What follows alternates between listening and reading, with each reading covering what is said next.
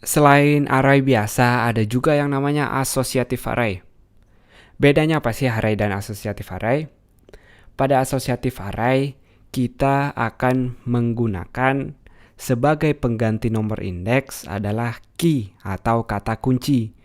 Jadi kalau sebelumnya kita mengurutkan array dengan nomor 0, 1, 2, dan seterusnya, kali ini kita bisa menggunakan kata-kata kunci. Nah, langsung aja kita lihat implementasinya gimana. Saya akan buat variabel di sini dengan nama data. Nah, si data ini akan kita isi si array-array tadi. Sekali lagi, penulisan array boleh seperti ini atau kurung kotak. Saya akan biarkan seperti ini agar lebih jelas, titik koma. Caranya kita menuliskan key pada bagian pertama atau kata kuncinya. Jadi kata kunci kali ini saya akan kasih nama. Lalu setelah nama dengan tanda panah. Tanda panahnya kita buat dengan sama dengan dan lebih besar dari.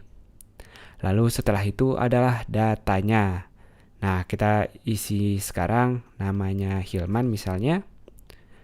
Lalu untuk mengisi array bagian keduanya kita memisahkan dengan koma, sama seperti array biasa.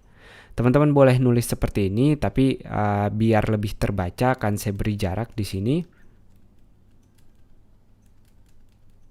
Seperti ini, jadi agar lebih jelas dibacanya. Umur, kita boleh mencampur datanya di array biasa juga boleh. Kalau teman-teman mau ada string, mau ada angka, itu boleh. Lalu kita pisahkan lagi dengan koma, misalnya kerja. Kerjanya pengacara alias pengangguran banyak acara. Ini dia array kita udah jadi, ini namanya associative array. Nah, ciri-cirinya associative array, kita pakai key, lalu disambungkan dengan tanda panah yaitu sama dengan dan lebih besar dari, lalu isi atau nilainya. Kita akan lihat langsung kalau kita coba print r di sini, print underscore r, si data. Kita bisa lihat sekarang sesuai yang kita inginkan dengan key-nya masing-masing. Nah, jadi kalau teman-teman lihat sebelumnya, dia di dalam kotaknya ada 0, ada 1 atau 2, sekarang dia nggak diurutin dengan angka tapi dengan key-nya masing-masing. Nah, jadi kalau teman-teman mau ngambil salah satu datanya, kita tinggal nulis $data lalu nama key-nya sekarang. Nama key-nya kita bungkus dalam tanda kutip. Misalnya kita mau ngambil nama, berarti tinggal tulis nama seperti ini. Kita bisa echo, namanya adalah, sambungkan dengan titik, kita reload, kita akan mengeluarkan namanya. Kalau mau umur, berarti tinggal nulis umur, atau kerjaan tinggal nulis kerja di sini.